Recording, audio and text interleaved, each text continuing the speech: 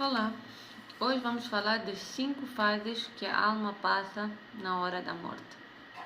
Mas antes, vamos fazer uma breve introdução sobre a morte.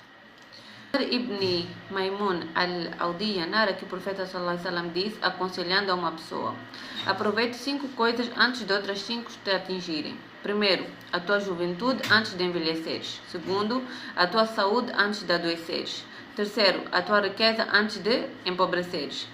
Quarto, o teu tempo livre antes de te ocupares. E quinto, e a tua vida antes de morreres. Jabir radiallahu anhu narra que o profeta sallallahu alaihi wasallam disse: este mundo é uma viagem contínua que está a recuar, enquanto o Akhira é uma viagem contínua que se está a aproximar. E os dois, o mundo e o Akhira, têm os seus filhos, Akhira e fim do mundo. Se puderes, não sejas dentre os filhos de Dunya, os filhos do mundo.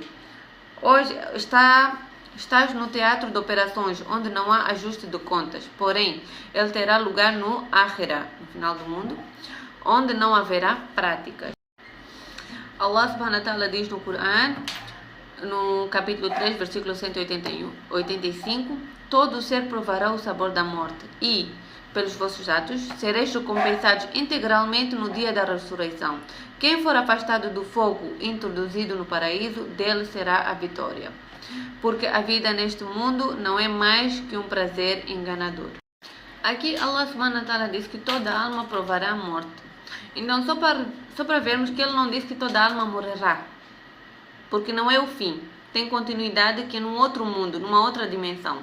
Então, toda alma provará a morte e depois tem a continuidade que é o do mundo da alma, porque esse corpo vai ficar aqui no dunya. Então, a morte é destruidora dos prazeres mundanos. Uns vão ter uma morte muito leve, muito suave, e outros vão ter uma morte muito dolorosa. Mas isso vai depender da ação de cada um. Se for um crente, a morte vai ser mais leve, e se for um descrente, a morte vai ser mais dolorosa. Jabir radiallahu anhu narra que Nabi sallallahu alaihi wasallam disse: uma vez um homem estava a andar e ele viu um esqueleto. Talvez ele estivesse perto do cemitério. Então, quando ele viu o esqueleto, ele lembrou-se da morte. E ele disse: oh Allah, eu sou quem eu sou, o pecador, o fraco ser humano. E tu és quem tu és, o exaltado, o perdoador, o misericordioso. Eu sou aquele que frequentemente volto para o pecado. E tu és quem frequentemente perdoa e aceita o arrependimento dos servos. E ele caiu no sajda. Depois ele ouviu uma voz, era a voz de um anjo chamando por ele. O anjo disse: levanta a cabeça, por certo Allah é quem ele é, todo-poderoso e todo misericordioso. E tu és quem tu és, o pecador, aquele que escolheu reconhecer o seu estado,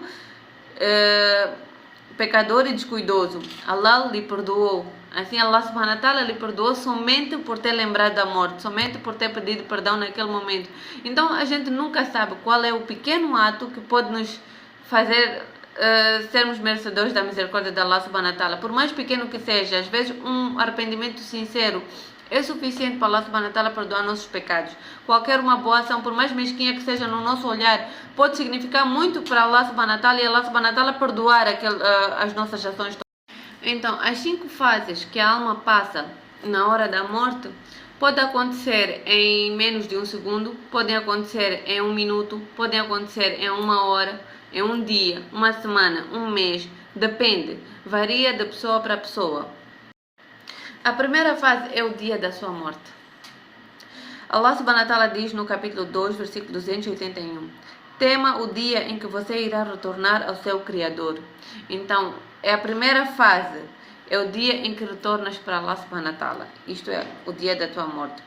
O dia, a hora, o lugar já está determinado. Se você está destinado a morrer num outro país de onde você está, não importa se falta pouco para a tua hora chegar. Você sozinho vai criar meios de correr para aquele lugar. Por exemplo, quantas vezes a gente não viu certos casos que alguém adoeceu de repente e teve que viajar repentinamente para a Índia, para onde, para ir fazer tratamento e de repente vai lá e perde a vida. É porque a morte dessa pessoa estava destinada lá. Não foi por acaso, não foi por engano. Já estava desde o início programado para lá. Os anjos são informados de que fulano vai perder a vida, fulana hora, dia e o local. Então, eles já estão lá no local à espera dessa pessoa. Por mais que seja a hora e a pessoa não chegou lá, os anjos sabem que quando dar a hora certa, ele já vai estar aqui. Aconteça o que acontecer, porque a morte dele está destinado lá. Isso faz-me lembrar a história de um senhor em que ele viu o anjo a olhar para ele, né? A olhar para ele e estava a sorrir. E ele perguntou para o anjo, o que é que tu estás a sorrir? Então o anjo disse que eu estou admirado, como é que ainda estás aqui? E ele ficou assim, preocupado, porque sabe que é anjo da morte, né? Que ele disse assim, eu estou admirado, porque que ainda estás aqui? Daqui a pouco eu tenho que tirar a tua alma. Ele não percebeu e ele falou para um dos sahabas, não me lembro qual era o nome dele, e falou que tinha poder de controle do vento, alguma coisa assim, e não me lembro do nome dele. Então ele falou para ele, que tens o poder do vento, me transfere para o fulano lugar. Ele foi transferido para o fulano lugar, inconscientemente, sem saber que a minha morte está destinada lá. E o anjo da morte estava a rir para ele, a pensar exatamente nisso. Como é que tu ainda estás aqui se a tua morte está destinada lá? Então ele sozinho programou e deu conta do recado de chegar até lá, porque a morte dele estava lá.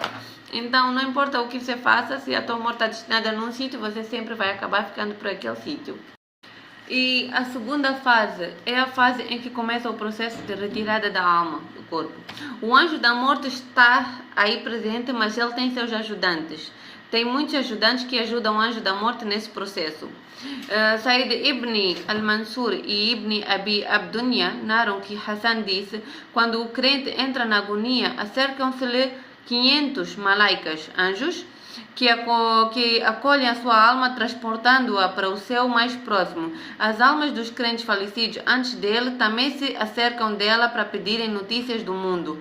Os malaicas, os anjos, recomendam-nas para tratarem com amabilidade por ela ter acabado de sair de uma grande aflição. A seguir pedem informações sobre os seus familiares, etc. Vou desenvolver isso mais tarde. Então, começa o processo de tirar a alma.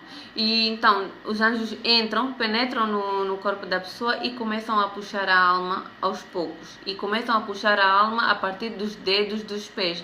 É por isso que quando chega a fase final, perto da hora da morte, são os pés que ficam primeiro gelados. Começa a ficar gelado os pés. À medida que a alma vai ser puxada do corpo, aquela parte do corpo começa a ficar gelada, porque começa já a perder vida.